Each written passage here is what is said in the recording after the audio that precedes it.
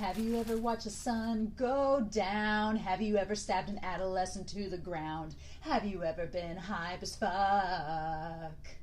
You shot a girl cause the bounty was high.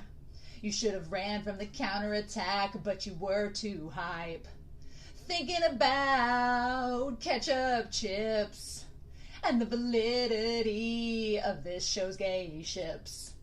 And you start thinking about how there's no way these two guys can possibly be attracted to women, and how as we get older we find society doesn't want us to ship two men in a battle shonen. So you say, guess what? I'm going to prove they're a ship right now, and it involves some beta fish and a hydrangea, and I'm going to try to connect fried chicken with sexual attraction. But then you don't know how to convince the bros that it's okay for a grown man to love another grown man and still be emblematic of power and masculinity. So you say, you know what, world? You got me cornered again. I'm gonna keep captaining this ship. You ever had a cosplay so cheap it was just stuff lying around your house? Have you ever been hype as fuck? This season's doing something for me. Hey! It's Romania Black, and hi, how's it going? I saw these at the store.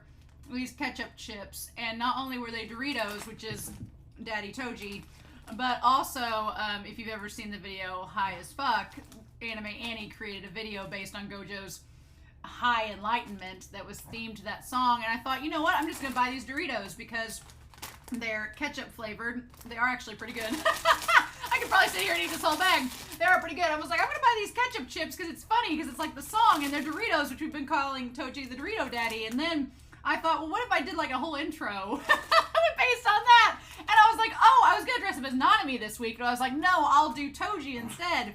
But then I was like, how do I do Toji? Because I don't have a short black wig. I don't have abs. And I don't have a giant worm doll. So I was like, I will find stuff lying around my house, draw a scar on my face, put my hair up, and just have my little worm here, and we'll just call it a day.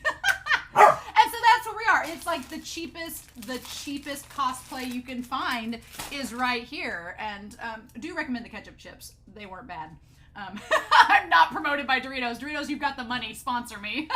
But yes, the worm Aloe is ready to talk about this episode. So yeah, I talked more last week than I have for any Jujutsu Kaisen media I've ever done. And I was not satisfied by the end of it, because this series is definitely one of those that it begs you to rewatch the episode, it begs you to go back into previous episodes, it begs you to do a lot of things. And going back, I was like, I need time to process. So I did what anybody would do. I went on Discord and we talked for like 3 hours again about it, and I had so many notes. I had like not only this page, but I had these pages of notes from the comments. This is what I got, y'all. And I was like, oh my god. So most of this page is on Whiteboard Kun now. The other page does not necessarily have things to do with what is here, so I didn't put it on the board, but I felt like I wanted to organize my thoughts and start it out that way, just so y'all were aware. So we can start out knowing what I know now and where I'm at in my headspace going into episode 5. I feel like I'm gonna have to do that every single episode this season. I told them on Discord, I'm like, this is the new Attack on Titan for me, where these discussions are gonna get into like hours and hours of discussion territory, and I'll still feel inadequate. And why? Huckleberry just knocked over one of my boards, but it's fine. So yeah. Let's just talk about this board right here. And what this board is this is the board of existential dread. it's the polar opposite of the board of gay yearning, right? So yeah, what all is on here, you may ask? Well, what is on here is a lot of things, but it's mainly about Ghetto and Gojo, and I've done it by red versus blue, as you can see, and then in the end in the middle we have kind of like, it started to be a Venn diagram, and then it stopped being a Venn diagram, and I was like, well, you know. So everybody's really talked about Ghetto and Gojo and their relationship, and some of the stuff has kind of been obvious since the beginning, and that stuff I'm not as concerned about, because like the obvious symbolism is what it is. We've known it since episode 1. I'm more interested in like, how did we get to the point of the KFC breakup? That's always been what I've been trying to get at, and I want to go ahead.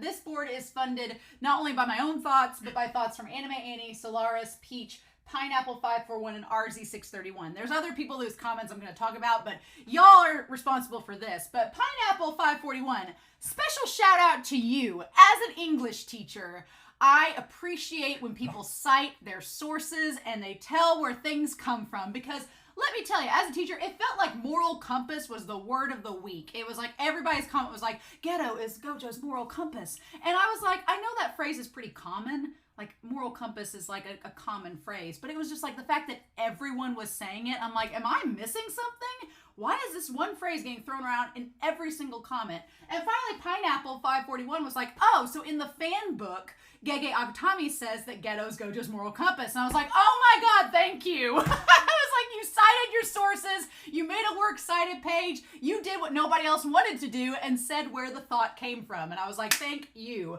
Like, I'm sure some people were like, oh, well, moral compass is a common phrase. I didn't read the fan book. I bet a lot of people did, though, and that's why they're throwing that phrase around, because they read the fan book, they saw the exact phrasing, and they're trying to phrase it exactly like Akatami. Like, I'm not dumb. I'm a teacher, y'all. So I appreciate Pineapple, you being honest, keeping it at 100. You get gold stars this week, and special shout out for being cool about that. But yeah, so Ghetto is Gojo's moral compass, which makes sense, and that's what makes this all the more interesting. So these are kind of back and forth. I love the idea of power being privilege. And that's something that's established through Jujutsu Kaisen a lot, is that power is a privilege. Not everybody has it. Not everybody gets participation trophies. Not everybody's up to snuff. So Ghetto has always considered sorcerers to be bound to protect the weak, or that is what he has known society to tell him. The Jujutsu society that he loves and cares for, which are of the sorcerers, tells him, you've got to protect the weak. Sorry, but you have power. It is a privilege. You have to use it to protect those who aren't privileged because they can't defend themselves. And it seems like Ghetto has kind of always believed in that to an extent, but with the whole thing with Rico and Toji, it's made him come into question with what he believes. Because even if Ghetto has not liked non-sorcerers, he's gone along with it for the longest time because he believes there's no other option. I've got to protect them, or they could be, in trouble, and that's the Sorcerer's Code. But Toji in his whole monkey speech, which is no coincidence, where he says, like, just remember this monkey did you in, it's called everything into question with Ghetto, because he thought the weak would maybe be grateful, he thought the weak couldn't rise up and stop a sorcerer, and then they did. And so now, everything that he has been shackled by from duty and from what the Jujutsu Society has told him is now all being called into question. But because Ghetto is kind, and because he is who he is, he doesn't want others to be influenced negatively by his own negative thoughts. And he's also compounded by all the guilt from everything that's happened with Kuroi, as well as Rico the last few episodes, and Gojo, that he doesn't want that, reflecting and rebounding off of to anybody else. So that's why he tells Gojo, no, we don't need to kill them. That's not advantageous to us. That's not what the society wants. Now, Gojo, in his Awakens power, realizes that he doesn't really need to hold a grudge. Somebody said in the comments the whole line, you have no enemies from Vinland Saga. And I'm like, yeah, no. Gojo doesn't have enemies. He doesn't need them. He's the strongest sorcerer there. So the world around him seems like a privilege. And he's like, I have this power, and as a sorcerer, I can experience and protect others as a choice. Gojo has a choice. He's so strong, he can choose what to do with his powers. If he wants to run off and just go MIA for 3 months, who's going to stop him? He doesn't have to be held up to any societal standards now because he's at the top of the ladder. I alone am the one honored in heaven. I don't have to answer to anyone. We'll talk about that phrase in a little bit. But Ghetto is confined by society. And that kind of goes into the idea that we'll talk about throughout this, where he's like, he basically has to deal with people. And I'm kind of like going around the board here, saying that he's not as powerful as Gojo, but he has an ability that he will have to deal with the people. And we need to stay on the board, so we'll get to that. But yeah, the "you're late" line from the movie to Gojo is mirroring the "you're late" line from episode 4, which was the last episode. What's interesting about that line, I was thinking about it, is that Ghetto is suggesting in the movie, maybe, that if Gojo had arrived earlier, he could have saved Ghetto. And Gojo is saying that if you had arrived earlier, I may have not have killed these people already. So yeah, so there's an interesting, like, these people could have died, these people could have been saved, kind of motif and parallel with that line of "you're late." Interestingly enough, Gojo, he's like a class and shonen protagonist. And I like that they're doing that with Gojo now. They're making him the protagonist where he's getting all the classic power development and power-ups that you would see in like Naruto or Bleach. That I like that because it suggests that Yuji's probably not going to do the same. His path is going to be a little different, which is good. I don't like characters mirroring each other quite like that. But all of Gojo's actions and words, we've talked about this in the Discord and the comments, they could be misconstrued as a villain. The funny thing is Gojo seems like a villain, but is actually the hero. Ghetto seems like the hero, but is actually the villain. So it's like they are polar opposites, right? He seems like the villain trying to be the hero. He reminds me a lot of Brad Pitt in Seven. In the movie Seven, Brad Pitt is a character who is trying to live out and perform his duty within the society and the structure of the police force that he is in. But something catastrophic emotionally happens to him and the person he cares about that makes him go off the deep end. So the whole time watching the end of the episode and rewatching it this week, I was like, yeah, Ghetto seems like Brad Pitt and he's about to go off the edge and do something he's not supposed to do. So, but we'll see if that happens this episode or not, right? Ghetto has always acted righteously to keep Gojo on the straight and narrow path, the moral compass line that everybody's been citing. But Gojo, he doesn't need Ghetto's power anymore. That's the problem. Ghetto is not as powerful as Gojo anymore. So he has to keep dealing with non-sorcerers because of his ability. His ability is important to Jujutsu society, so they need Ghetto. So he has to keep interacting with the people he doesn't want to. But Gojo's so OP at this point that they're like, I guess we'll call you if we need you, but just do whatever you want. And so Gojo, and he doesn't hold a grudge, so he's at a point where he doesn't feel like he needs to deal with people. But because Ghetto has this grudge, it's causing him to sink further and further into this black abyss. And in this case, Ghetto acting righteously to keep Gojo on the path, I feel like at this point, Gojo activating these powers is the major turning point in his character. And it's going to cause him to realize, I don't really need you as a moral compass anymore, Ghetto. I kind of know what I'm going to do. I don't have any enemies. I'm fine. I'm going to know what to do, whether or not it's fine. Now, some people have noted that Gojo still does carry Ghetto's moral compassiness with him because later on, and I'll probably touch base on it in the comments here in a little bit, that when Yuji dies, Gojo seems to for a second flicker into that territory where he's like, oh, well, I'll just go kill everybody in the upper court for causing this. And it's like, whoa, wait a minute, Gojo. So Anime Annie was talking about that. It has a much darker connotation now where we're like, oh wow, he could have really killed all of them. So I feel like at times Gojo does flicker into that territory, but he goes back, right? He goes back. But the thing about it is, Gojo was saying we are the strongest. Well, now that Gojo's had this a lot enlightenment, Gojo's the strongest. Ghetto is not. It's not we are the strongest anymore. It's I am the strongest. So you could look at when he says that in the present, not only tragic because of Ghetto's death, supposedly, but also because Gojo is the strongest. Ghetto was not as strong as him. So there's that moment to think about. So that's pretty terrifying. The wrongful society applauds Ghetto and Gojo for upholding the society in Riko's death and for not acting or killing them. We have the idea that Ghetto is outside of the red door. And I love you see his reflection right before he opens the door. He's outside the door in red light.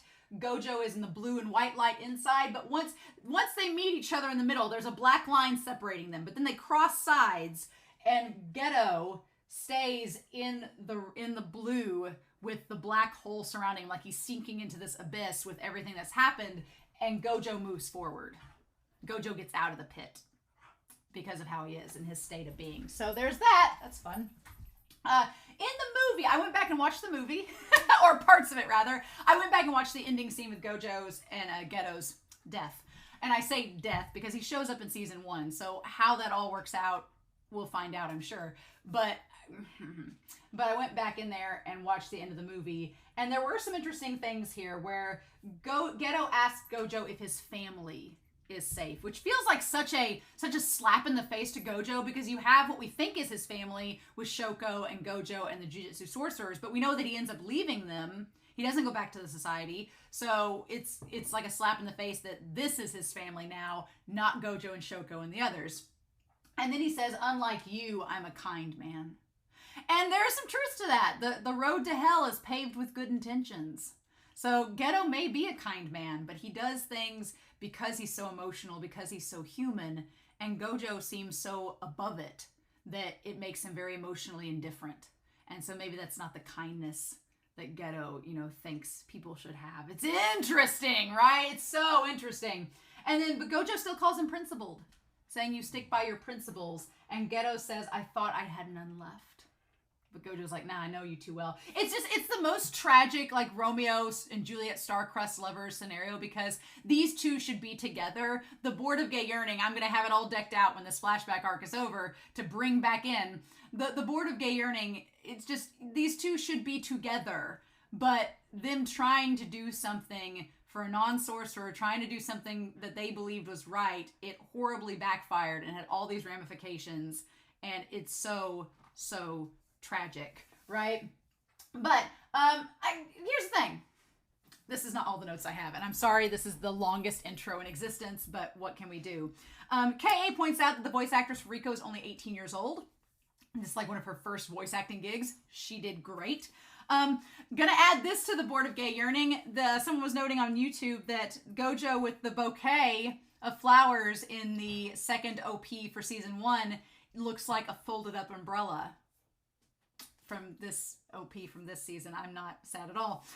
Be Happy talks about that it is ironic that Toji, who is the golden child of the Zenin clan, and doesn't seem to, he's the golden child, but has the kid that is actually what they're looking for. And that Gojo, what's interesting is, my curiosity is, and we'll talk about this in a second with someone else's comment, was if Toji knew that Megumi had the ability that he did as a curse user at such a young age. If he did, we don't know exactly, if he did, it's very interesting, because if he knew Megumi had the ability that he had at the time that he died, then you think back to when Toji saw Gojo as a kid, he was like, this kid's the golden child of the Gojo clan, who has the exact powers that clan has wanted all this time. He's their silver spoon, the perfection child they've been aiming for.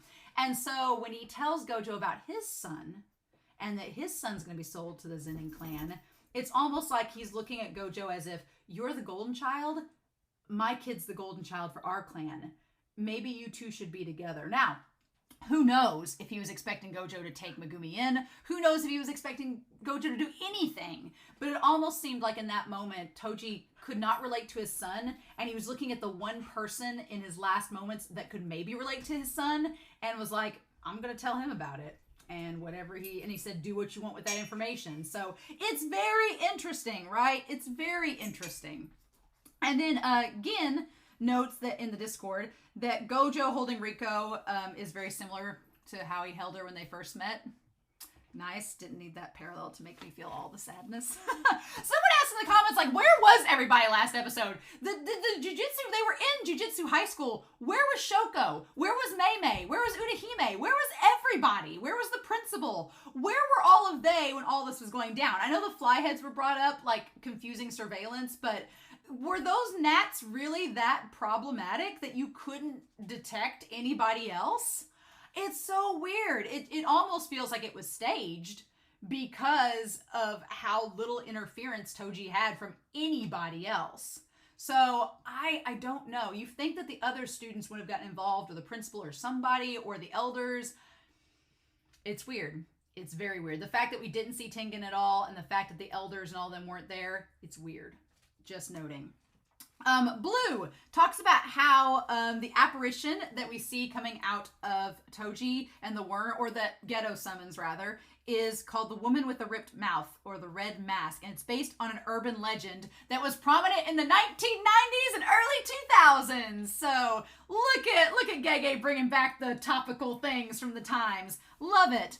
And then a lot of people had comments. Be Happy, Blue, several others had comments about the throughout heaven and earth, I alone am the honored one, and that it's actually words that were supposedly said by Buddha when they were born, and it's tied to poetry.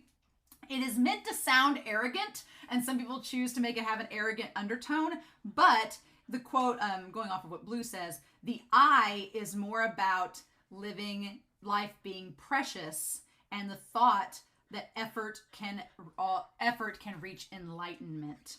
That in the what does it say? In the work, it's often referred to as arrogance or self-righteousness, but it is about human potential and respect for life. Which, yeah, Gojo sounds arrogant as all get out when he's like, I alone am the honored one. But there is a sense of enlightenment there, and the idea that he's reached this moment at the top of the summit where he's like, I'm overlooking everything. I'm in a Zen mode. I feel like nothing can affect me. And we'll talk about that in a second. I have no enemies. He's not even mad. He's just enjoying the world at this point. Solaris talks about poetry in the line through the quote throughout. And then they shared a picture of the manga. And usually I'm like, no manga photos. But it was from this chapter that I just watched. So I'm like, but it said that there is a moment where Gojo in the manga is talking to himself. And he says, everything feels right. Right?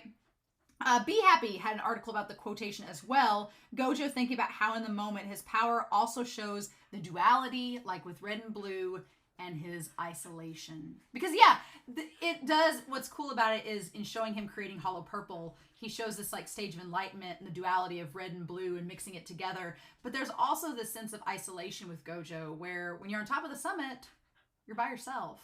And there's like an old Chinese, I'm reading another story, a Danmai right now, and we're talking about like the Chinese proverb of the two tigers on the mountain. There can only be one. So there can only be one person at the top of the mountain, and right now it's Gojo. So that again goes back to the idea of we are the strongest or he is the strongest. What do we do with that, right? What do we do with that? So fun times. Gin notes that the Nara era was in the 8th century. So since the 700s. So the Star religious group has been around for a while, basically. Sonoda is still very creepy. I don't like him. I get creeped out by him. But also Gojo they talk about Gojo being pro-choice and this is not like a women's right situation, but rather he's pro-choice, letting people decide for themselves. Like, for example, letting Yuji decide what he's going to do, letting Ghetto decide what should we do with these people. Gojo's all about, tell me what your decision would be, and then he kind of bases some of his actions upon those decisions, right? He's all for people making their own choices. # no regrets. Also, Nanami, this goes back to the idea of the quotation about the enlightenment and I alone and the honored one. Nanami describes the zone in season 1. I forgot about that. I was like, oh, great. Thank you for bringing that back up. Saying there's a sense of omnipotence, like everything revolves around them, which is exactly what Gojo experienced. So he was in the zone, right? He also tells Megumi back in season 1 that a sorcerer's growth is not a straight line and that an eventful moment can impact your growth significantly. And now looking back, we realize that he was probably referring to this moment, like Riko's death and his battle with Toji, which is so funny talking to Megumi about this, right? That he's influencing Megumi through an event that his father caused. It's like, Toji, did you intend for this? Was this all part of your plan? I don't think so, but it's funny it worked out that way, right? That he gained this knowledge like in a moment of near death, and Megumi activates his domain expansion in a moment of near death. We also haven't seen Gojo develop a domain expansion yet, which is terrifying because he has all these other abilities, but not a domain yet. And then Herbatazirem Barem talks about how Gojo said it was dumb to judge Maki because he saw the potential in her that Toji had. Says that in the movie to Ghetto, which I fully agree with. And then Anime Annie talks about Gojo and Ghetto not needing to work together. We talked about this a few episodes ago because of their skills as sorcerers, right? That they've been so talented, they've not needed to work together. A lot of sorcerers, it's one of those things where like the weak kind of collect together to become stronger. Well, if you're already strong enough, you don't need to work together. You can do it all on your own, which kind of shows why Ghetto and Gojo have been working separately, which is really tragic when you think about it. Like if they worked together, they would be unstoppable, but not what's meant to be. And maybe it's by design. Maybe the society doesn't want Ghetto and Gojo working together because then they would be stronger than anybody else. Maybe. Kamo says in season 1 that to kill a curse, you have to kill it with cursed energy. So again, tying back to why Toji did not kill Ghetto, he didn't know what would happen with all the curses inside of him. Since he doesn't have cursed energy, he couldn't kill the curse because then he's like, oh, what if all these curses come out and I screwed everything up? So that's another reason why he possibly didn't do it. And then this was said that Mahito is born of the negative energy of people. And the person commenting said that they were anime only, but they had been spoiled by a couple things randomly.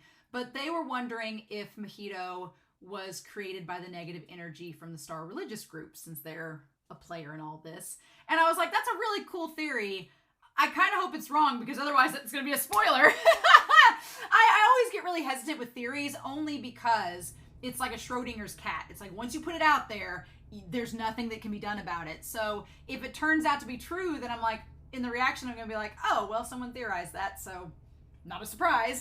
And then if it turns out to not be true, then it's fine. But it's a very delicate line. So I've told the mods to be careful about it. And just, I don't want to read theories, only because, one, I don't know if people are trying to give me hints, and I don't want it to be an unintentional spoiler. And then the reaction, I'm like, oh, well, someone already theorized that, and now I can't be surprised. So just be cautious of that.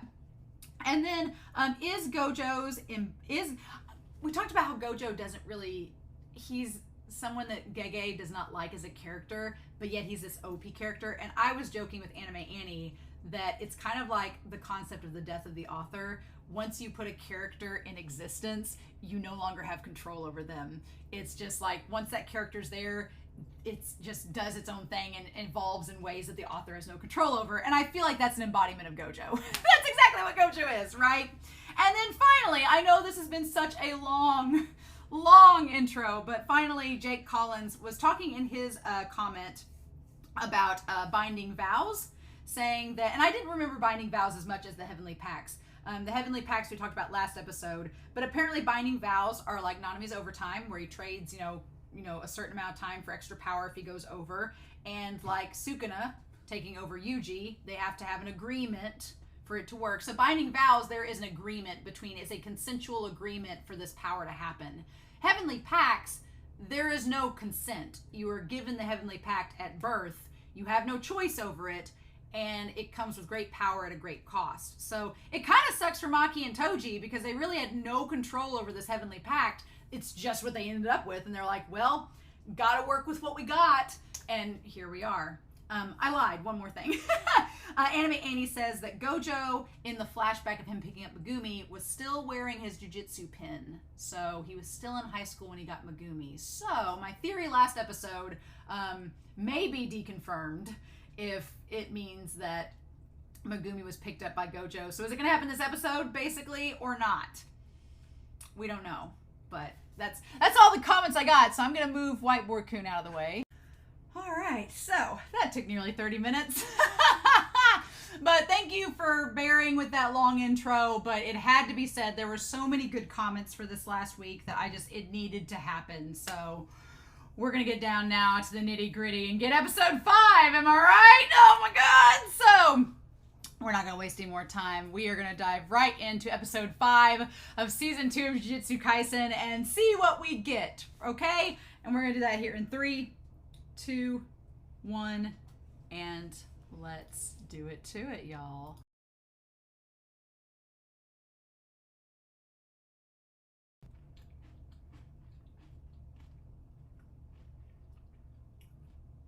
Can we go back to the halcyon days, please? No,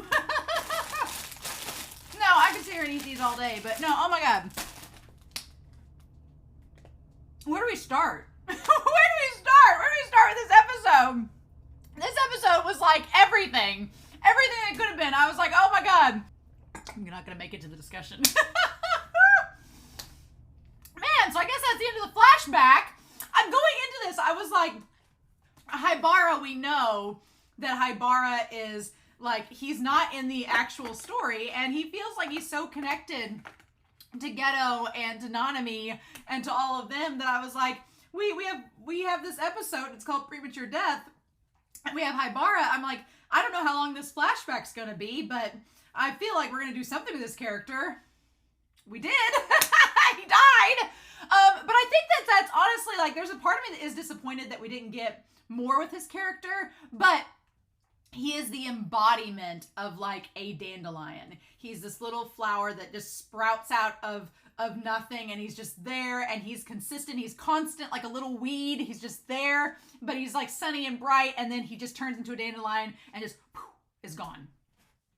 It's literally what he is. He was just there and done in a flash, and his death is one of the catalysts that gets Ghetto to go, what are we doing this for? Mm-mm.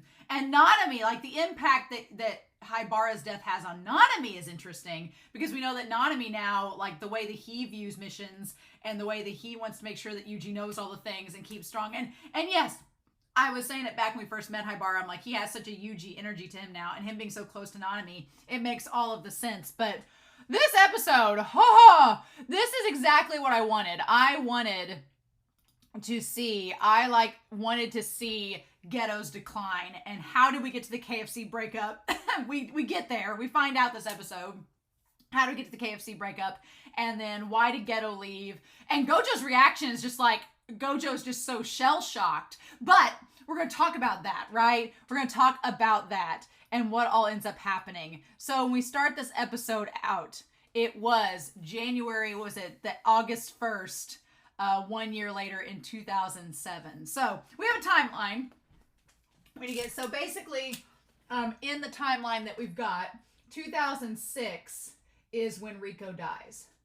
That is Rico's death, all of that. And then the next following year in August of 2007. Look at that, right? Look at that.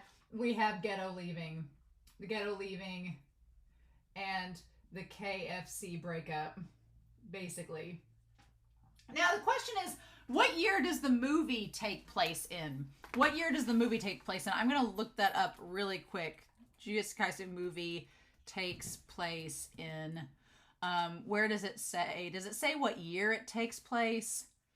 Does it say what year it takes place? Is set a year before the series overall. Okay.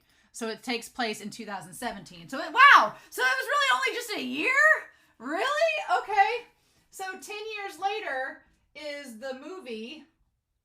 And that movie is... Oh, because Yuta's the first year. That's right. Let me be Space Cadet over here. So Yuta joins. So it's basically 10 years. A decade passes between that happening. And somewhere in between 2007 and we think around 2007-ish is when Megumi is adopted by Gojo. So yeah, Anime Annie's saying that he still had the pin on. I was like, oh, well, yeah, that means it's going to happen before he graduates high school. So probably this episode, and then it does. That's where it ends up at. And then, yeah, 1 year later is 2018, which is the present timeline. Gotta get this all before COVID. The present timeline of the series. Okay. So basically it's been 12 years since the start when Rico has died. Okay. So that's our timeline. Makes a lot of sense. I'm glad that we have the timeline cemented now. I'm glad that that's all set in stone. But yeah, and then Haibara died in 2007. Okay. Oh my gosh. So basically, after a year has passed, going back through this episode, Gojo's been doing a lot. And we have Ghetto. Ghetto throws... I find it funny that Ghetto throws the pencil. Ghetto throws the weapon at Gojo and Shoko throws the eraser. And that's funny because Ghetto throwing the pencil being the weapon, the one that could cut and hurt Gojo, and that's what ends up happening. And Shoko throws the eraser and she's the one that can heal people so she can erase injuries. So that's a funny little twist. I like that. But let's talk about Gojo. We'll put Gojo over here. I just like putting Gojo in blue because of his eyes. So we have Gojo, what he's been doing. What has he been doing the last year? Well, he's been making it to where he gets hit with the eraser and he stops the pencil in midair. He says, yeah, it's working. And she's like, what was that? And he says, an automatic selection of targets for your technique. And he says, yes. He's like, I'm the target for the technique. He says, I automated what I used to do manually. So basically, Gojo in the last year has found a way to automate Limitless. He's automated Limitless and the technique where he can differentiate objects that are hazards versus non-hazards. So that way he can get hit by something that's not a danger level or a threat, but based on their shape. Gojo's a prodigy, right? He's insanely intelligent. So he's able to differentiate what is a threat and a non-threat and use that with his powers. And he's been working on it the last year, which is insane, right? And he talks about how I can discern the object's danger level based on the strength of its cursed energy, its mass, velocity, and shape. our prodigy Gojo, right? I'd like to get it to discern poisons too. So he's been working on poisons, but they're harder. And I feel like he's done that in the present time. I feel like now he can discern poisons, so that's something he's been working on throughout the entire thing. It's still proving difficult. It allowed me to keep my limitless technique active with minimal resources. And then she's like, well, but if it's always doing stuff, it's going to fry your brain, right? And he's like, well, no, I can run my reverse curse technique with the energy I generate on my own, so I'm constantly giving it a fresh brain. So yeah, so Gojo's like, no, I'll just replace the batteries all the time. He's like, nope, I'm just a renewable battery. He literally is using the reverse technique to keep his brain up. It's insanity. Gojo is insane. He's just literally insane, and that's all that there is to it.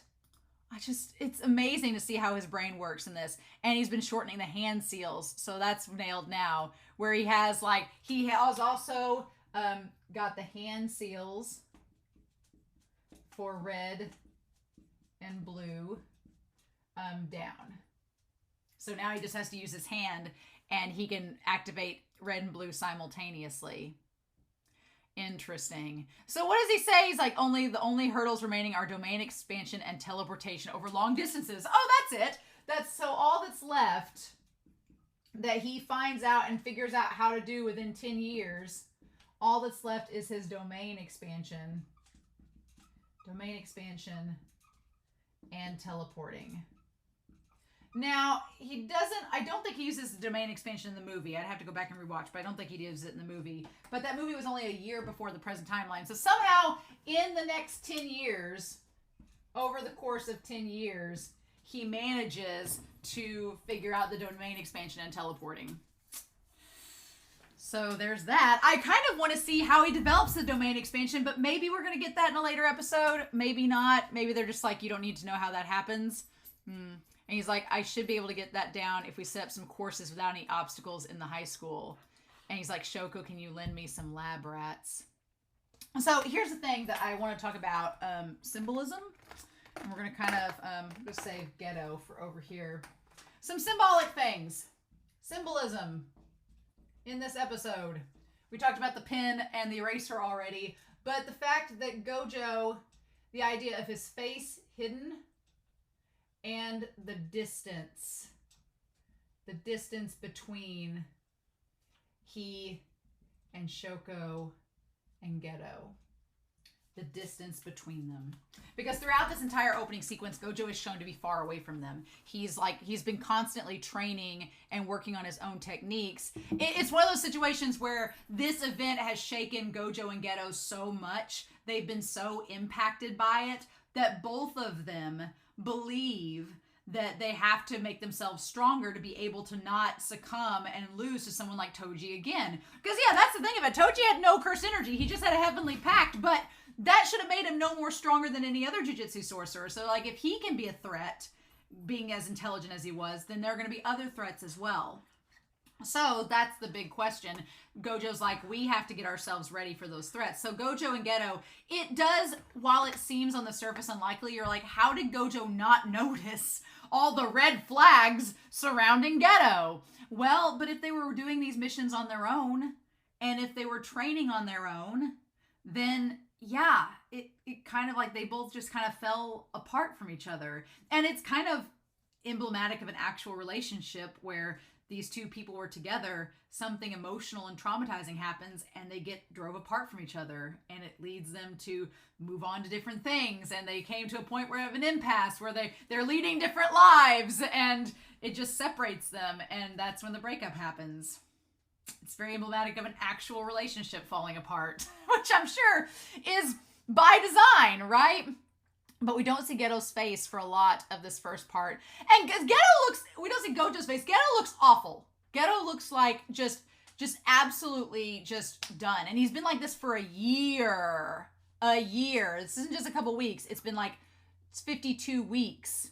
He says, Gojo, Satoru's become the strongest. What I do love throughout all of this is that they still call each other Suguru and Satoru. They don't say Ghetto or Gojo. They call themselves by their first name throughout all of it. But we talk about Ghetto over here. Ghetto over here, because Ghetto's breakdown is one of the best parts of this series so far, is seeing Ghetto just reach his breaking point and it's over. And so Ghetto, he has realized, like we talked about at the beginning of this, that Gojo is the strongest. And Ghetto, it's almost like Ghetto no longer believes he's the strongest. Ghetto, after getting defeated by Toji, he no longer believes he's the strongest anymore. They both were telling each other that, and they're both like, we're the strongest. And now Ghetto's like, I'm not. He kind of like sinks back. And Gojo is aware enough to notice that Ghetto's lost weight. He's like, you've lost weight. Are you okay? And he's like, he's handled all of his missions alone. And Shoko was never sent on dangerous missions in the first place, because she seems more like a healer. She doesn't seem like a person who has the technique to go and do missions like Nanami and him. Her abilities seem more defensive than offensive. And he's like, and I was sent on missions alone more often too. And we see his face covered up just like Gojo's face is covered up. So both of them, neither of them are really talking about the problem. Both of them are keeping their problems inside, internalizing them. Neither Gojo or Ghetto seem to be talking about the problem of what happened that day a year ago. Instead, they're both internalizing it and trying to solve the problem their own way rather than communicating what's wrong. It's a good thing that Megumi and Yuji seem like communicators, so that maybe that won't happen in the future with their generation. And he says it's just heat fatigue. I'll be fine. And the thing about it is, that moment where he says, I'll be fine, we don't see Ghetto, and there is such a gap and distance between him and Gojo. And it is such a contrast to episode 2, and well, episode 3, whenever Gojo and them were on the beach, and they were right next to each other, like right face to face, and they're like, are you sure about this? Yeah, I'm sure about this. It's such a contrast. Like, they were so near each other, and now they've distanced each other because of what's happened. Right? And because of how it's changed what they believe in. And he's like, oh, did you eat too much somen?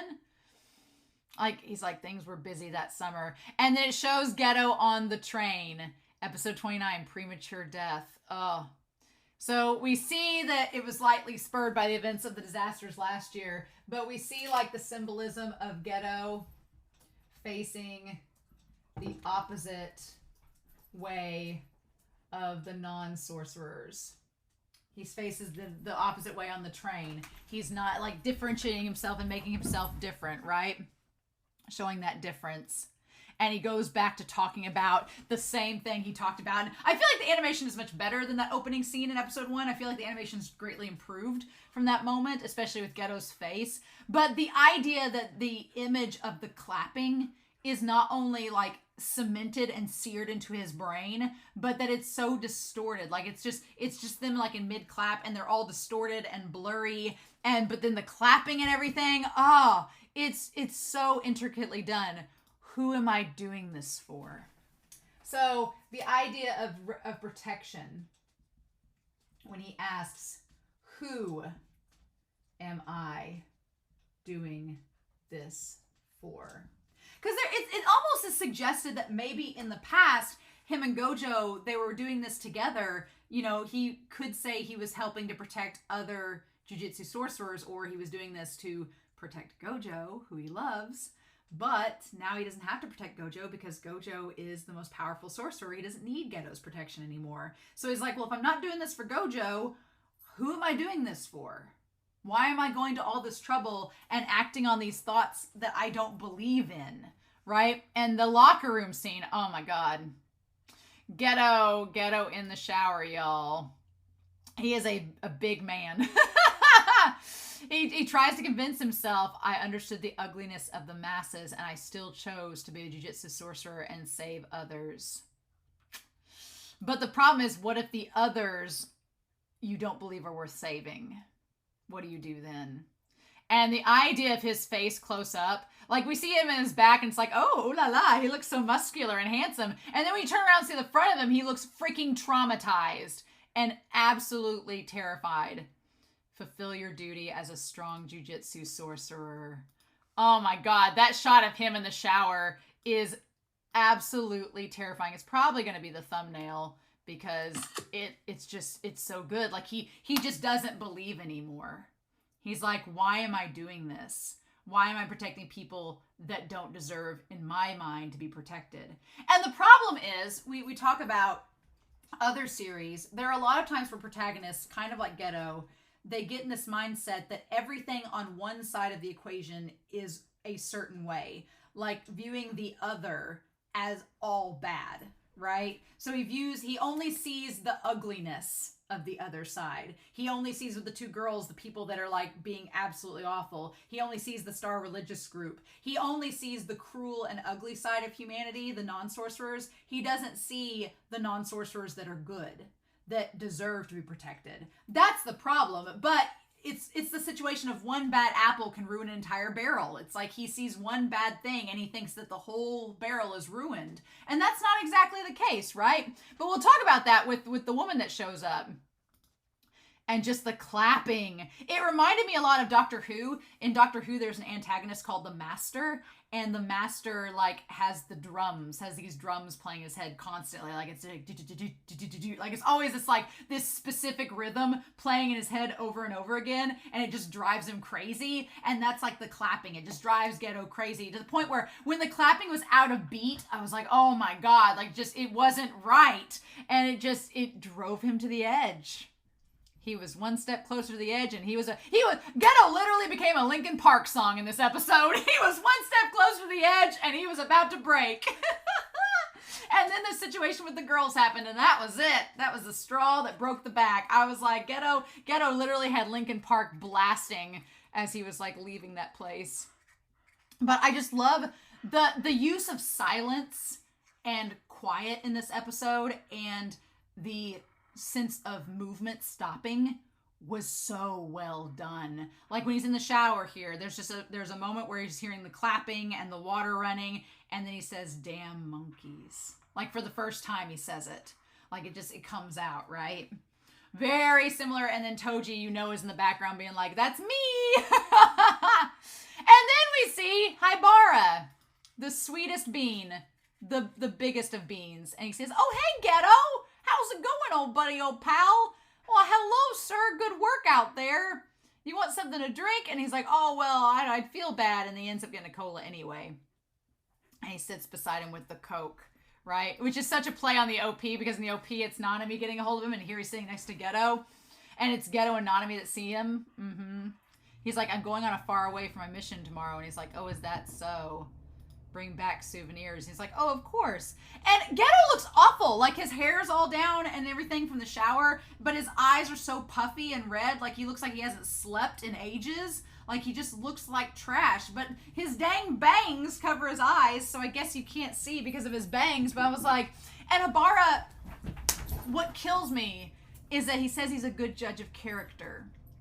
And Ghetto's like, "Well then, are you sure you should be around me?" And he's like, "Yeah." Because Ghetto is a good person. He just makes the wrong decisions. That's the problem. Is that he gets on to Haibara. He does not believe he is quote unquote good. And like he told Gojo at the end of the movie, or principled. And I got a lot of Attack on Titan spoilers while I'm waving my hand for the next 10 seconds. I got very much Eren Yeager vibes of Ghetto being like, "Oh, I'm not worthy of love or trusting or anything because I'm about to do these really horrible things." And I'm like, "No, you are! Shut up!" So yeah, it's so frustrating because he just thinks that he's not worthy of anything. And it's like, no, Gojo instantly goes, "Why are you doing this? Like, what is going on?" He says, "Do you prefer sweet or salty stuff?" And I'm sorry, Mappa and Gege, you all, at this point, the Board of Gay Yearning is a contextual, canonical thing, because this episode cemented Ghetto's love for Gojo. It's done. Because he says, like, with the snacks, he's like, "Do you prefer sweet or salty stuff?" He clearly prefers salty, because he doesn't, the way he answers the question, he's like, "Well, Satoru might like some too, so sweet, I guess." Meaning that he likes salty, but because he wanted Gojo, he wanted Gojo to enjoy, he asks for sweet. And that's the thing that sucks, is because he thinks he's not a good person, but just right there, he thought of someone else. He was like, oh, well, Gojo would want some too, so I guess sweet then. Like, that wasn't selfish. That was him being selfless, and Haibara's like, oh, okay, sure. And he's like, got it. And then there's this quiet moment where it's just dead silence. And he's just like, ha. And there's just the glow of the vending machines, and you see the lights there. And then he asks him in that silence, he says, Haibara, do you think you're going to keep going as a Jujutsu sorcerer? It's not too hard for you. And he says, well, I'm not really one to think about things too deeply, which should have been a red flag, meaning that he doesn't strategize very well. So it feels good to be able to give it my all to something I can actually do. And that hurts Ghetto too, because Ghetto has come to the realization that he's not as strong as he thought he was. And then he meets, he's sitting there, and then he hears Haibara say, well, I may not be able to think about too much, but I think I can still do some good. So I'm going to keep trying, because I think what else can I do? And I think for Ghetto, it's the realization of, like, he's realized there is something else he can do. He's not like Haibara. So it's such a good scene. And Ghetto, just with the lines under his eyes, he's like, yeah, it does. Like, he can't be like Haibara, right? And then she shows up. Are you Ghetto-kun? What kind of woman is your type? God, I love her already. She's amazing. I love her. She's the one. I didn't know she was blonde, because when she met Toto on the motorcycle, it was like sunset, so her hair had like a reddish tone color to it. But girl, I love her already. Her outfit, the motorcycle, like the jeans, everything. I'm like, girl, yes, please. She is giving off all the vibes. I'm like, I love you. And then she's just standing there, and he's like, who are you? And then he's like, and then Haibara answers, goes, I like girls who eat a lot. Bless him, his little bean self. And she's like, oh. And I love that Ghetto's like, Haibara, what? Like, you got girls that eat? What? And he's like, it's okay. It's like, she's not a bad person. I'm a great judge of character. And he's like, you say that while sitting next to me. And then Haibara's like, what do you mean? Of course, you're a good person. Yes. And the woman's like, he's being sarcastic, And then he leaves. He's like, I gotta go. And she ends up staying with him. He's cute. I like how frank he is. Yeah, that's the one thing about Haibara. He spoke his mind and just said whatever was on his mind. And he knew that Ghetto was a good person. Like, he's like, I know you're a good person. Why are you saying that you're not? Bless him. Bless him. He says, I think he should be more suspicious of people. Like, suggesting, and she's like, oh, so are you not going to answer? He doesn't answer the question, so I'm going to assume that since Ghetto did not answer the question of what woman is his type, he doesn't have a woman that's his type. Gojo's the only one that's his type, so there we go. He's Gojo sexual, and that's all there is to it. Case closed. Gege's like, well, I don't have to explain things. You should be able to fill in the gaps. Right? And so he says, I want you to answer my question first. Who are you? And she says, I'm Yuki Tsukumo. I love her. I love that she's like, what do they say about me? And he's like, well, they say you're kind of a good for nothing. And she's like, So she is Yuki Tsukumo. I hope she's around in the main series. I feel like she is, because why would we introduce her again if she's not going to come back in season 2? I hope she comes back in season 2. I love her already. She's a special grade, so she's freaking strong. She's a special grade sorcerer. She's like, ring any bells? And they're like, oh, you're her. And I love that she's like, oh, really? What do they say about me? Very Toto vibes. And they're like, you never accept any missions. You're good for nothing. You've been wandering around abroad. So basically, she just comes and goes as she pleases. Which, okay. I was going to say, that's kind of like what Gojo does. He just comes and goes as he pleases. But he does accept missions. So there is a difference. There is a difference.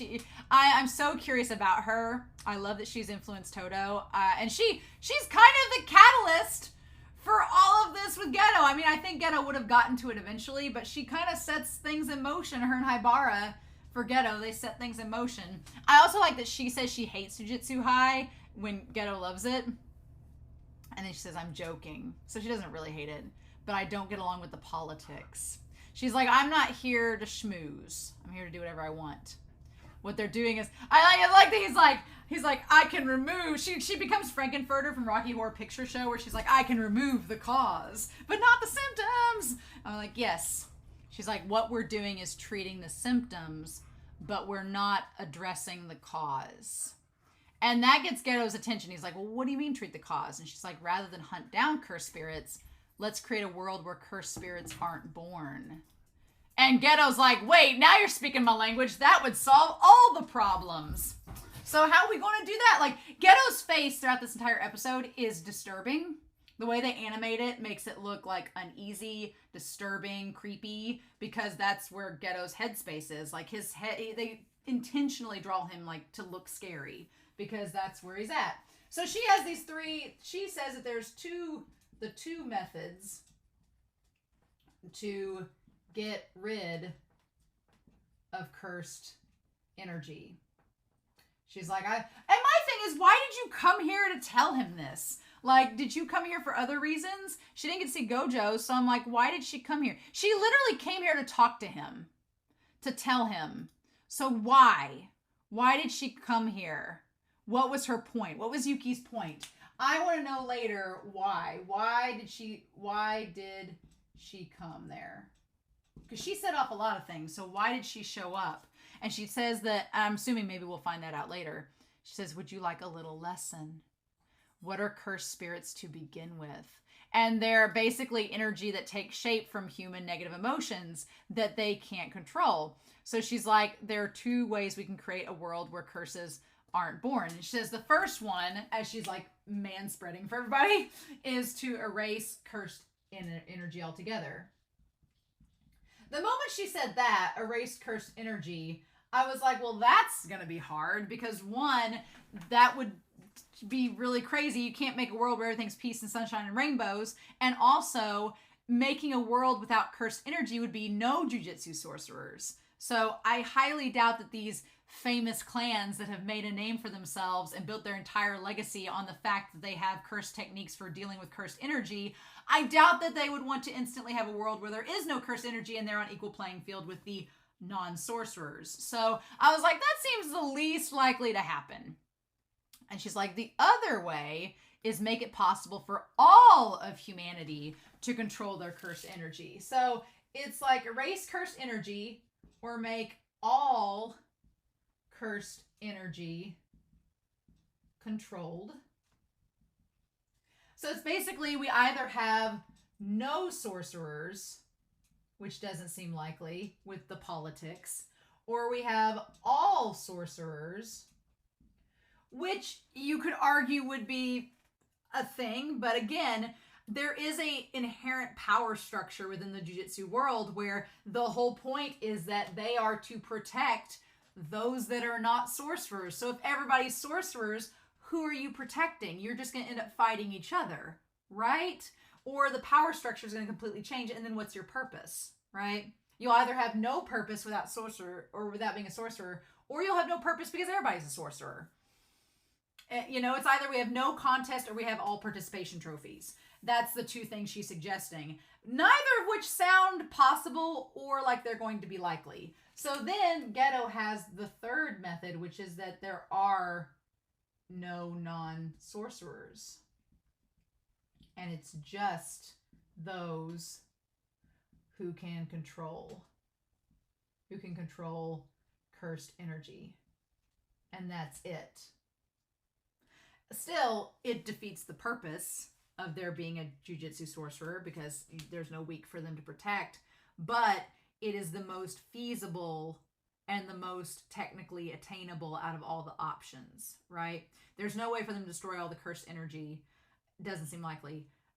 How you're going to make them all into... I mean, making them all sorcerers does seem to be like it's possible. It would just take a lot of work and a lot of resources from the jujutsu world that I question whether they're going to want to do. Ghetto's method seems the most appealing to a jujutsu sorcerer because it's like, hey, are you tired of doing shit work for people that don't care for you? What if we just got rid of them? It's the easy way out, right? It's the easy way out, is the answer to that. And she's like, well, only a crazy person would do that. And then Ghetto looks directly into the camera, right? She's like, I thought, number one, And so Toji was my model for that. And I'm like, girl, you mentioned Toji, who's like just like Ghetto's least favorite person. And so she's like, I've seen cases where heavenly pacts reduce spiritual energy. So she's like, well, if we just gave everybody a heavenly pact, then we wouldn't have this problem. It would kind of combine the first two together, right? The first two options together. But she's like, somebody killed him, so I can't talk to him. And it's like, that wasn't the only thing intriguing about him. I love the idea of seeing him in the background there. Even though Toji had 0 cursed energy, he was able to see them with his 5 spirits. He cast aside cursed energy. His body drew a hard line and gave him great resilience to curses. So she had wanted to study him. I'm wondering if she'll ever meet up with Maki. It would be neat if Yuki and Maki met to kind of further the idea behind all of that. I don't know. But yeah, she goes on being like, well, it would have been nice to study Toji, but she's like, you shouldn't be ashamed of losing to him. She's basically thinking like he was really strong, so don't beat yourself up about losing to him. Anybody could have. She says, I wanted to try studying him, but he turned me down. So that's interesting that she actually went up to him asking him to like let her study him, and he was like, no, you're not my type. I just picture that interaction where he was like, you're not my type, sorry. And she's like, whatevs. But I love that you can't see Ghetto's reaction during all this conversation. His hair's in the way. It was a shame to lose him. I love that she simultaneously says you shouldn't feel bad for losing him, but also it's a shame he died. I love her character so much. But then she says, there aren't many people with heavenly pacts, so I'm favoring route number 2, making it possible for all of humanity to control their cursed energy. And she says, did you know that cursed spirits aren't born from sorcerers? She's like, well, that excludes the cases where the Jujutsu sorcerer like turns into a curse after death, right?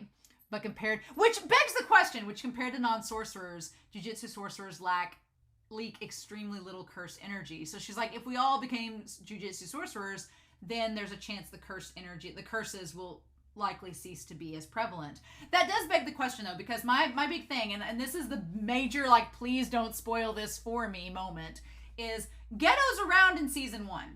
He's there. He looks like he's had a lobotomy. He's there. So he looks like he's had a lobotomy. Like he looks like Frankenstein literally in season 1. And he's been trying his hardest throughout season 1 to not be detected by Gojo. It's like Gojo needs to believe Ghetto's still dead and he's not the mastermind behind all of this. But we clearly know that he dies in Jujutsu Kaisen's movie. So my theory has been that something brought him back to life. Something brought Ghetto back to life. Because his personality doesn't seem too different than how it was in the movie. I mean, it does seem like he seems more serious in season 1. But obviously, you know, he died or nearly died in the movie, so that would make sense. But I'm wondering did Ghetto become a curse himself and just looks the same but with the Frankenstein scars? Did he become a curse himself? And that's how he's still alive because he had all this resentful energy?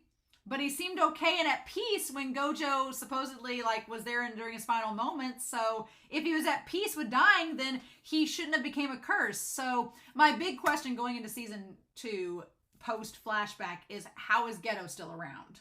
But I don't want answers to that. We'll figure out as the show goes, and I'll probably be like incredibly surprised. So we'll see. We'll see what happened. And it shows her with the energy. There's some variance based on the sorcerer's capability and the amount of cursed energy that their technique, but the main reason is their flow. They circulate cursed energy throughout their body as well. To put it rough, in general terms, if all of mankind were sorcerers, curses wouldn't be born. So yeah, so her solution is if everybody's just a sorcerer, we're all on equal playing fields, and then we don't have to worry about curses. And that's when Ghetto says, well, you could solve it simply by just killing all the non-sorcerers. And she says, Ghetto-kun, that's possible. And like the way that Ghetto's eyes shake, it's like in that moment he was speaking out loud and suddenly was like, oh shit, she heard me. I said that. And she doesn't seem to judge him, but he's like, oh, well, but, and she's like, I mean, it's the easiest way to go about it. But just keep calling non-sorcerers and force them to adapt into sorcerers as a survival strategy. You would be forcing them to evolve using fear and danger. The same way a bird gains wings. but I'm not crazy enough to do that. She doesn't say if it's right or wrong, which is so interesting. She's just like, yeah, you could force evolution, right? So she's saying that that method there would force people to become sorcerers to survive. She's like, nobody's that crazy to try that. And then Ghetto's like, well, hi, here I am. And just the entire scene here, like the whole range, she's like, do you hate non-sorcerers, Ghetto? And this is the whole crux of everything with his character. And I love the idea of the clapping, the rain at the same time. It starts to rain and the rain drops on the window imitates the sound of clapping. And that triggers him into this mindset of thinking about this. And she's like, do you hate non-sorcerers? And he responds like he wants to say yes, but instead he says, I don't know. He says, I thought sorcery was to protect non-sorcerers. So Ghetto is at this crossroad, right? He's at this crossroad of how he wants to uphold the society with people he cares about in it. With people he cares about in it. He's like, I want to uphold this society because it has Gojo and Shoko and these people I love. I love everyone here at Jujutsu High. He says so in the movie too. But he's like, the society that we're following is flawed. And he's like, there's nothing I can do to change the system. And he says, there's a part of me that wants to keep it. But then lately, the value of non-sorcerers has been wavering in my mind. And he says, the admirability of the weak, the ugliness of the weak. I struggle to discern the difference and accept those things. So he says that, but then on the other side, he's like, how admirable, but also how weak they are. And he struggles to determine if they're worth the cost, basically.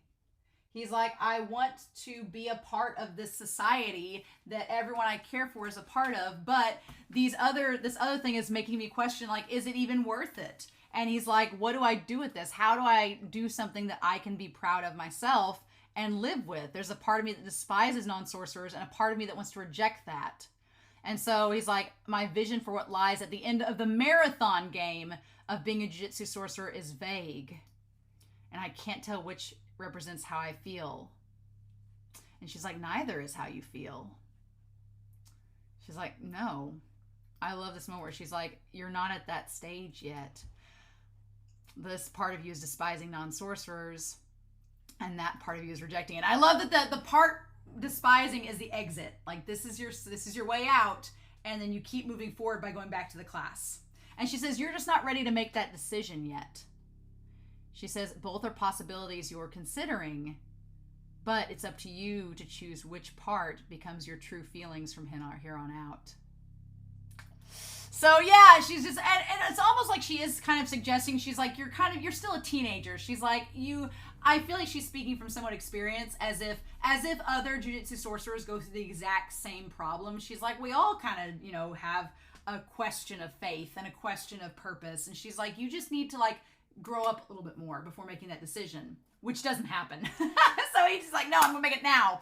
But she almost seems to suggest well, you just need to wait and then figure out what you want to do, right? But it's so hard because Ghetto he feels like he has no purpose, and he's like, I want to feel like I'm doing something that's right by me, and it's just not. He's like, I'm just struggling with it, and he's like, he's not happy and satisfied with how he is as a person. And she gives him a little explanation, but she doesn't really solve the problem. And she's like, it's a shame I didn't talk to Gojo-kun, suggesting he was on a mission. Looks like I missed him today. I hope we can get along as fellow special grade sorcerers. So she thinks he's going to make the decision to stay. And maybe if Haibara hadn't have died, he would have stayed. But that's not what happens. She's like, I'll pass it along. And then she says the one last thing. The side of the wall as she's talking is kind of weird during this scene. I'm not sure I understand it. But then she says, oh, you don't have to worry about the star plasma vessel. Either there was another plasma vessel at the time, or a new one's already been born. So it's totally fine. Either way, Tengen is stable. Everything's fine. Okay, bye. And then it just cuts back to Ghetto, I'm sure.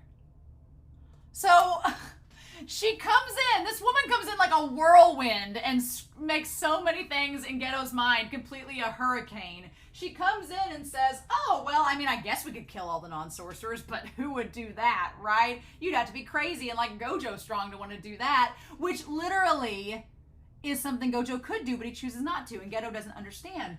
And then Ghetto, she's like, you can either stay or leave, but, you know, the choice is up to you. You just got to choose the path of least regrets.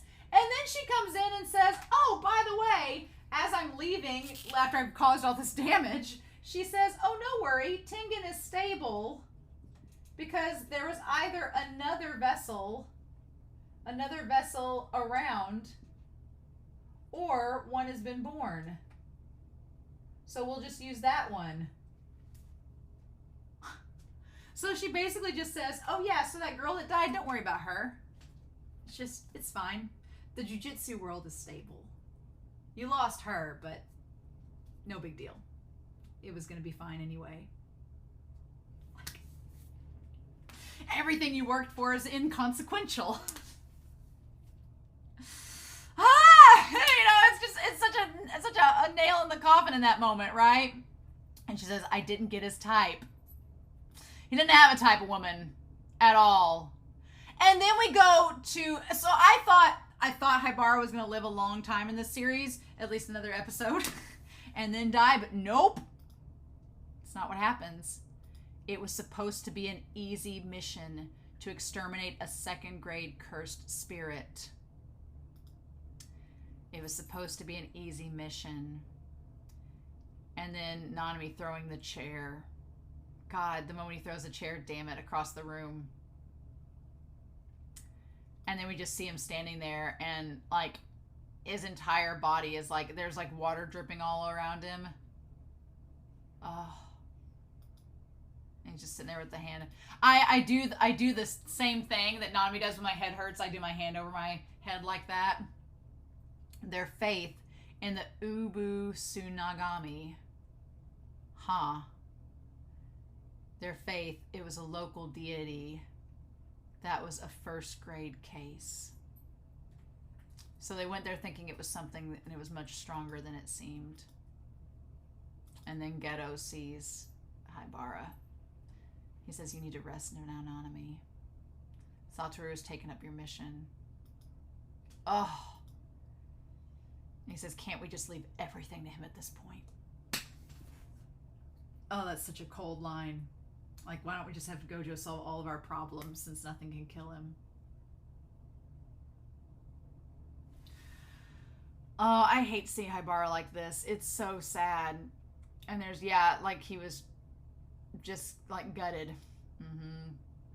This marathon game of being a jujitsu sorcerer. And then we see like the blood on his hands and everything spreading. Oh my God. If the only thing waiting at the end is the mountain of our comrades' corpses, then what's the point? Why are we sacrificing ourselves to protect those that don't need to be protected? It's basically it. He's like, this kid died for no reason. And he's like, is that all? It's interesting that Ghetto calls it a marathon game. That like is no, and that's kind of the difference, I think, the big difference between him and Gojo is that Gojo has found like this appreciation for life and like the mysteries of it. And he's like, well, look at all these things we can discover and look how much stronger we can get and like all the things around the world. Like this is our enlightenment. And Ghetto just seems it as like a rat race. And that it's like we just keep going till we retire. But most Jujutsu sorcerers don't retire because they die saving people that aren't grateful. And, oh, God, it's so good. And then we have the report, which shows September 28th, 2007. So, when this happened, we know that this is after, we'll put after September 28th of 2007, because that's when Ghetto killed the village. So, it was after that. Okay. And if these guys in 2018 are 15 or 16, then that means that Megumi was probably around 5 or 6 when Ghetto adopted him and his stepsister.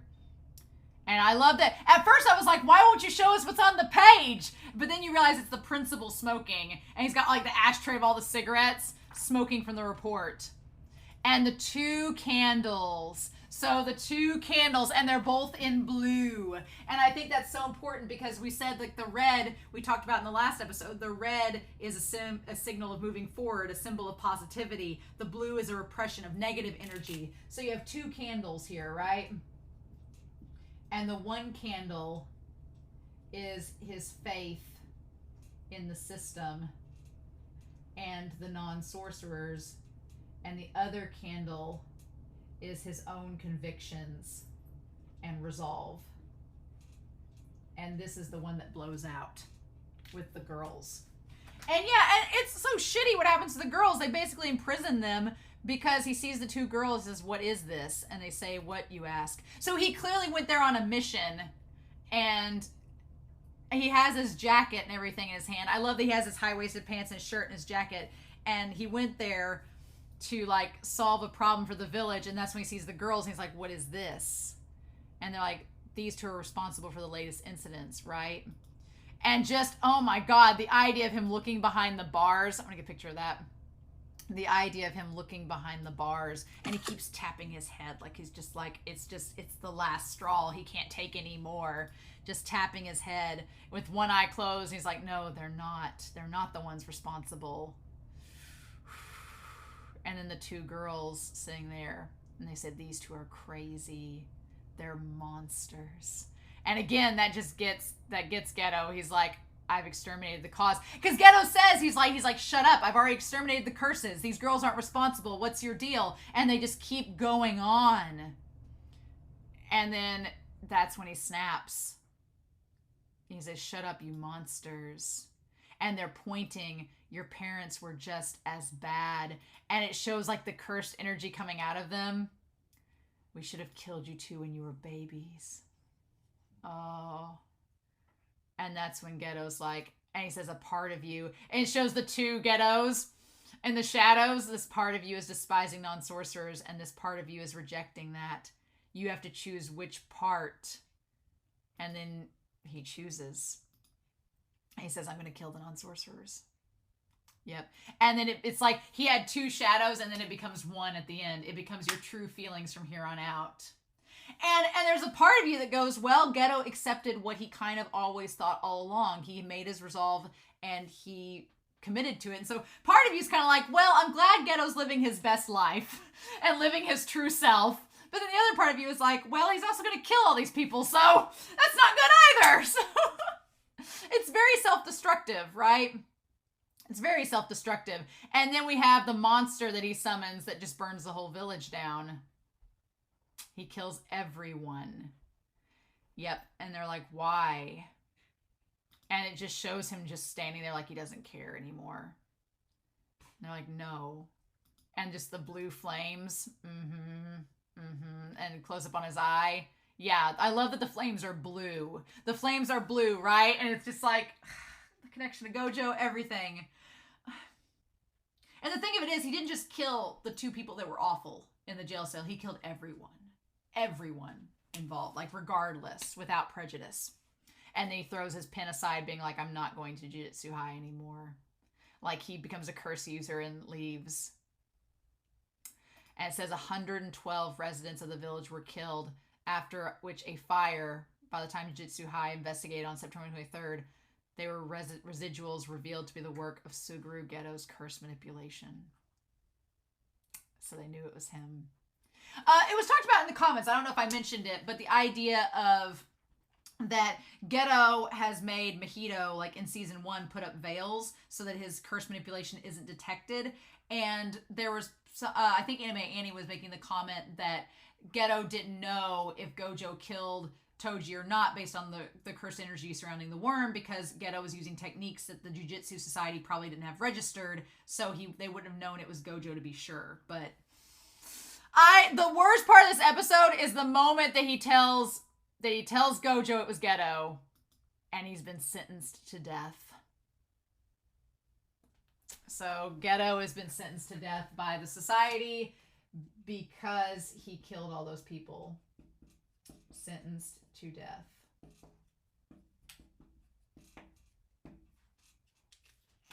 He made a choice, and they're like, nope.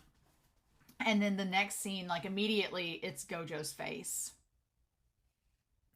And Gojo's just like, what do you mean he did this? Like, this is not him at all. And that's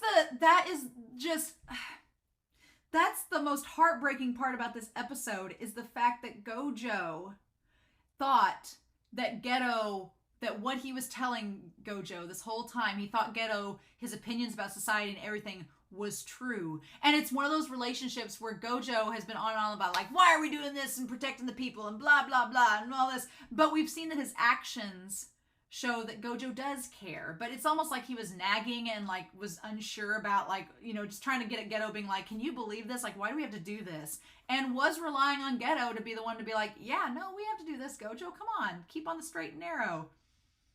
And that wasn't the case at all. And I think Gojo feels awful because, one, he didn't realize that wasn't how Ghetto was the entire time. He thought it was genuine and it wasn't.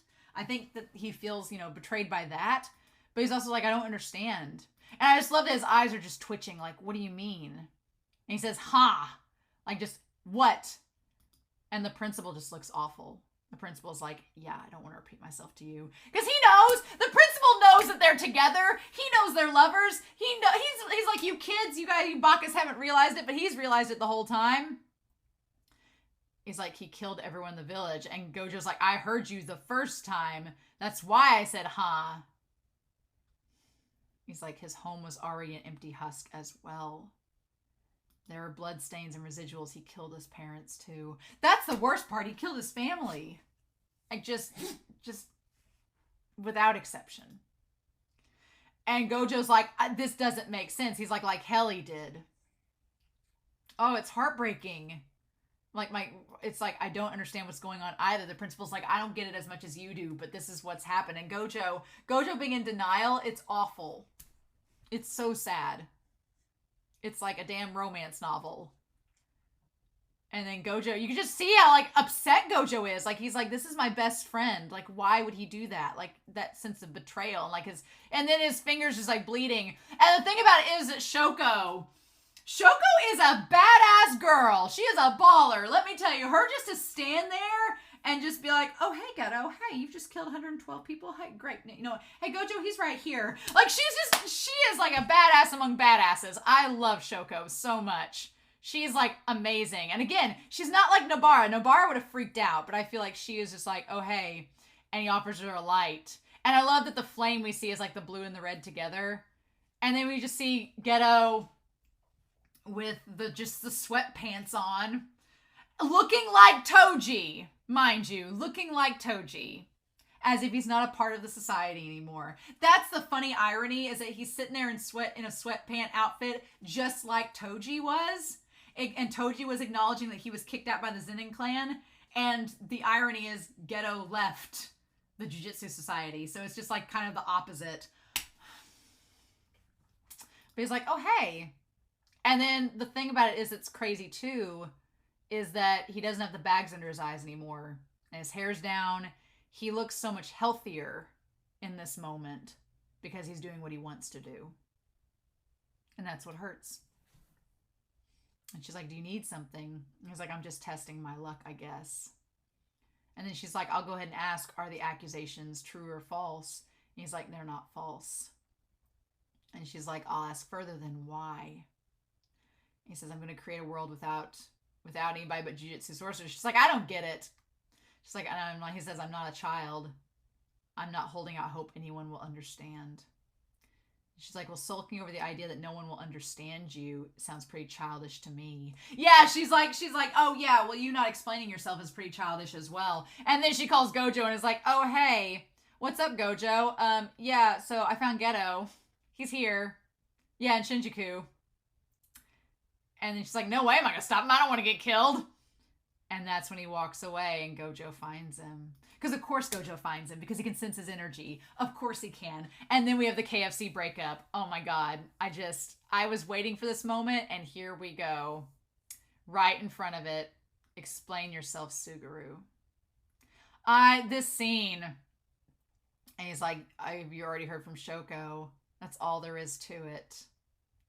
And he says, so you're just going to kill everyone who's not a sorcerer? I love how upset Gojo is. Gojo's like, are you freaking kidding me? I also love that Ghetto keeps growing his hair out. Like, after everything, he keeps growing his hair out. And Gojo's like, are you serious? Even your parents. And he says, I can't allow my parents to be a special exception. Those people aren't my family anymore. Going back to, like, in the movie, he makes his own family of people who believe in his ideology. And he's like, that's not what I was asking. I love that Gojo is not using his powers right now. He's not using Limitless. His eyes are normal. He's not using his powers against Ghetto. That's the thing. His eyes are the same. They're not bright. He says there is a point to it, a significance too. He's like, and that's the thing. When Gojo said when he tried to tell Gojo there was no point in killing those people, now he's like, I was lying. There is a point. There is a significance. He's like, I was trying to deny it myself, but even a great cause. And Gojo's like, there's not. And again, we have the KFC. I love that they try to like change the letters so that we can't see that it is, but it's like, it clearly is KFC. But he's like, there's not a significance to it. I like that Gojo's like, what are you talking about? You're going to kill all the non-sorcerers to create a world of only Jujutsu sorcerers? You know that's impossible. There's no point chipping away bit by bit to do something that you can't possibly do. That's insane. And then Ghetto says, well, what if I'm as strong as you? He's like, that's so arrogant. He's like, what if I was as strong as you? Then if you could do it, right? So would it be insignificant? And Gojo's like, what? You would try to convince someone else that it's impossible to do something that's possible for you. And that's so hard because it's like, I genuinely feel that Gojo's like, you inspired me to stay on the straight and narrow and have a cause I believe in. And I've accessed these powers, but I've seen like through, like you were right. Like we do need to protect others and I can use these powers for good. And like, why are you throwing this all away? Were you lying this whole time? Why were you doing that? And Ghetto has a point. It's like, well, if you were strong enough to do it and the shoe was on the other foot, like, would it be different? And Gojo's like, that's not the point. It hurts. And then he's like, are you the strongest because you're Gojo? Or does being the strongest make you go? I like that twist in the words, right? I like it. That the question is he Gojo because he's the strongest? Or does his strength make who he is? Does he define his strength or does his strength define him? That is the question. And Gojo's like, I don't want to answer that question. Gojo's like, why does that matter? What are we doing with this? What are you trying to say? If I were able to become you, the foolish idea would become a lot more grounded and real, don't you think? So like when Yuki was talking to him, she's like, well, nobody can do it, so it's not even an option on the table. And Ghetto's like, but what if we did do it and it was an option? And so he gets people to his cause that believe the same thing that he does. And then it's not so crazy anymore. And Gojo's like, but then that opens up another can of worms of is it right or wrong? Whether or not it's realistic or regardless. And Gojo's just mad because he's like, we shouldn't be having this conversation. He's like, and I also think that Gojo's mad because Ghetto's choosing to leave them. Like, Gojo's like, we've always been together and you're choosing to leave to do something that you... I feel like Gojo is not only mad that he's leaving, but he's also like, we never talked about this. Like, if you thought these things, you should have told me and we could have talked about it, but you kept all this inside and now you're acting like you don't need any of us. You'll just go on and do your own thing and you killed your parents and all this other stuff. He's like, what? Why wasn't I part of this, right? Because it's Gojo and Ghetto have always been together, and now Ghetto's going off on his own, and Gojo's like, why are you doing this? Like, why didn't you come and tell me if you were having these thoughts? I've decided how I'll live my life. Now it's just a matter of doing the best I can to achieve it. And it's so sad because it's basically Ghetto saying, well, I've decided to live my best life, and I'm being the best version of myself, so thanks. And Gojo's like, why wasn't I part of all of this? And then he just leaves him. And I just love that. And he thinks about it. And he says, if you're going to kill me. But he can't do it because he loves him. Nope, he can't do it. He can't. He says, go ahead and kill me. There'd be a point to it. That's the ultimate breakup line. He's like, well, you can go ahead and kill me because there would be significance to that. I am a threat, so you should probably get rid of me. That's so hard. I feel so bad for Gojo. I never thought I would feel bad for Gojo like this, but I feel so bad because it went over his head. And there's a part of you that's like, you want Gojo to have seen all the red flags, all the markers, but he was distant and he just didn't see it. It was one of those things like sometimes when you're around people, you just assume the best of them and you don't see it. You don't see what's going on. And God, it sucks. It sucks so much and he can't do it. So instead, I love the scene where the principal comes down and talks to him, and he's just sitting there like sad and depressed about the breakup, and the principal walks down and he says, why didn't you pursue him? And then he goes, oh yeah, I should probably, he's like, you're actually asking me that. And he's like, yeah, nah, it's fine. My bad. Like, he knows. The principal knows that Gojo and Ghetto loved each other. He knows it. Damn it, Akutami. How dare you? And then Gojo, he just has he's like, Sensei, I'm strong, right? And he says, yes, brazenly so. Why do you ask that question? And Gojo, it's not good enough for me just to be strong. He's like, I was relying everything on my strength, and I thought that if I could just get really strong, I could protect everyone I care about. But in trying to be strong, I neglected things that should have been really obvious. And now I need to be more observant and pay more attention. It's so sad. And then we see kind of Gojo, he's like, the only ones I can save are those who are already ready to be saved by another. That's the thing. He wanted to save Ghetto, but Ghetto didn't want to be saved by him. Ghetto didn't think he needed to be saved. And so Gojo's like, I have to be able to meet people both ways. I can't just waltz in like a hero and think I'm going to save and solve every problem. There has to be a meeting in the middle, which is so emblematic of like so many series. Like, they have to be able to meet you part way, right? I mean, I think of Attack on Titan a lot with this series now, especially this episode, because Ghetto reminds me a lot of several characters from that series. And the idea of they believing like, no, this is my choice. I don't need you to save me. I'm going to do this on my own and make my own decisions. And then it's like, it's very, very emblematic. Just like, And so then we see the Star Religious group. The Star Religious group, he's like, I thought it was already dissolved. And they're like, it's a different group, but the roots are the same. It's the same type of thing. And Sonoda is there. And the thing about it is, we see him, they're claiming they just bought the space. As long as I can gather curses and money. So it's so ironic. He uses the Star Religious group's operation as his place of work, right? Oh my God. And we see some guy standing there with him. We don't know who it is. Maybe it's the mediator. I don't know. He says, are you really going out dressed like that?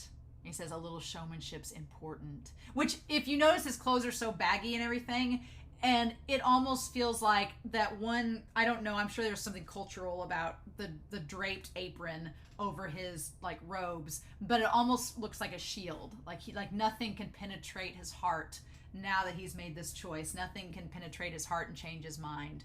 And he has the two girls with him. And I do love the two girls just standing there looking at each other. They have, like, twin level, like, psychic, like, twin sibling connections going on where they're just doing a lot of nonverbal communication. And then he says, watch closely. They're all there, right? Yeah, like, just him taking in the girls. It's so messed up that he takes in the twin girls, and then Gojo takes in Megumi and the sister. What? The parallels. And then he comes out. But we don't know exactly how much time has passed. His hair has gotten a lot longer since then. His hair has gotten a lot longer since that moment, right? So a little bit of time has passed. Like, maybe half a year. And he says, this association belongs to me now. And then he calls Sonoda up. The animation in the scene where he's doing, like, all these gestures and everything with his face, it's very sexual and very sensual. And it's weird as hell. He says, that's not good. I know. Sonoda, will you please come up to the stage? Yes, there you are. And then he just blows him up. And there's, yeah, like the cursed manipulation, like the cursed doll is right there. And he just throws the microphone. I hate monkeys. You obey me now. That's the true feeling I chose. Is he chose hatred and control and manipulating through fear. Oof. Meanwhile, while Ghetto is causing fear and destruction and mass murder and says monkeys. Then meanwhile, speaking of which, we have Ghetto show up with Megumi. And while Ghetto becomes this stone cold, badass, terrifying person, Gojo becomes a soccer dad. But again, it's them putting on masks around each other, around others, right? Not around each other, but around others. It's the idea that Ghetto puts on this mask of hatred towards non-sorcerers, when the reality is he's just conflicted inside and lacking purpose. And Gojo, meanwhile, puts on this facade. Gojo puts on this happy soccer dad facade when really he's struggling just as much as Ghetto is. Like, it's freaking star-crossed lovers, tragedy. I love that it shows a lot of Megumi in the shadow of Gojo, and he's like, who are you? And what's with the weird face? And I love Gojo's like, oh my god, you look just like Toji. It's like he's looking in a mirror. And he's like, oh wow, you look just like him, that's all. And he's like, who? He's like, my own issue. Sorry, it's my problem. He's like, about your dad. He's from this big shot sorcerer clan called the Zenins, and they're scumbags, and I don't like any of them. And that's why your dad left the family and had you. And he's like, so Megumi knows his dad left the Zenin clan to have him. You're one of those that can see things. You're one of the privileged, right? You've noticed the power within yourself too, right? And I love the way Gojo explains it. He tries to explain it like how it's like somebody that's a substitute teacher that doesn't really know how to teach kids, but they're trying their best to like give it their all to mask the fact they have no clue what they're doing. He's like, the Zenin clan loves strong powers. And he's just like trying to make it for kids, and Megumi's like, shut up. Like, he sees right through him.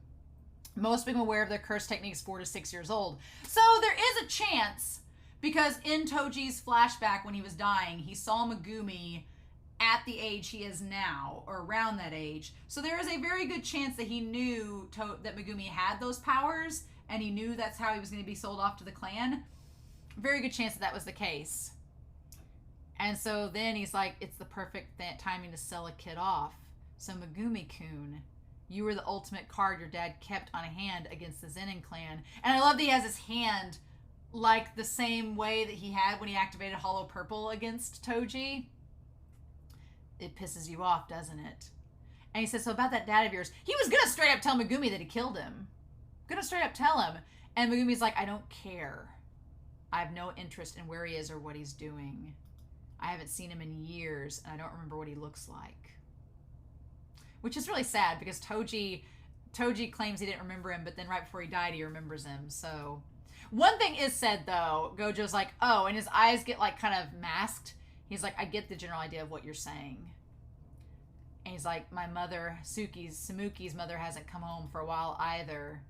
And so he thinks that Megumi believes that his stepsister and his stepsister's mom and his dad ran off together. But for all we know, the stepsister's mom died and then Toji just left. So with Megumi in her care.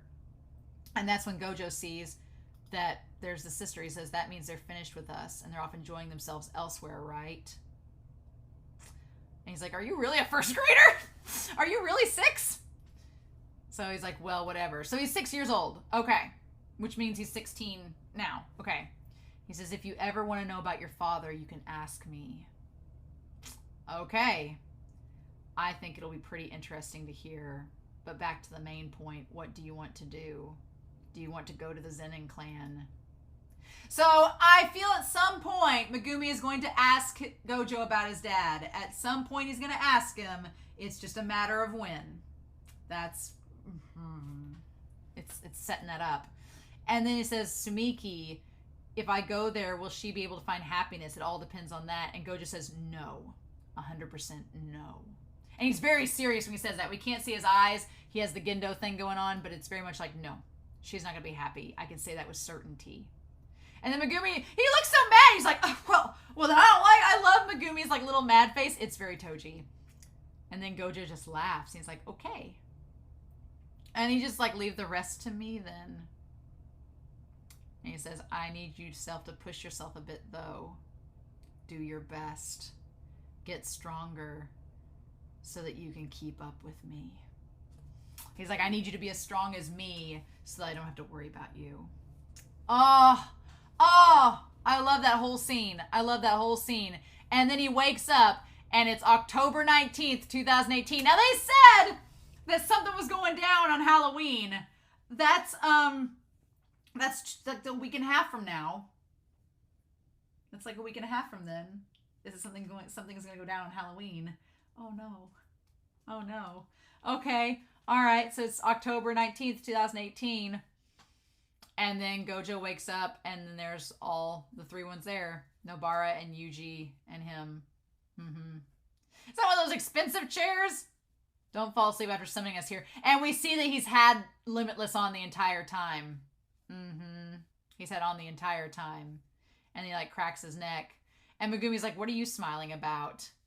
And he's like, oh, nothing. Just had a dream. That's all. Oh my god. So yeah. So that was the episode. I've talked for so long about it. This definitely might be my favorite episode so far. It's really, really good. Really, really enjoyed it. It feels weird to go back to the main series now. It feels weird to go back to Yuji and Megumi and Nobara, but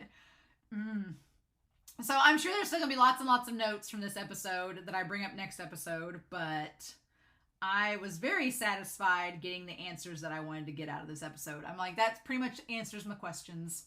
Gets us to that point. Yuki was a confidant that just sprung things into motion and was the messenger to get the ball rolling, and here we are. So poor Haibara, though. Haibara and Riko have like one episode of screen time, and that's all they get.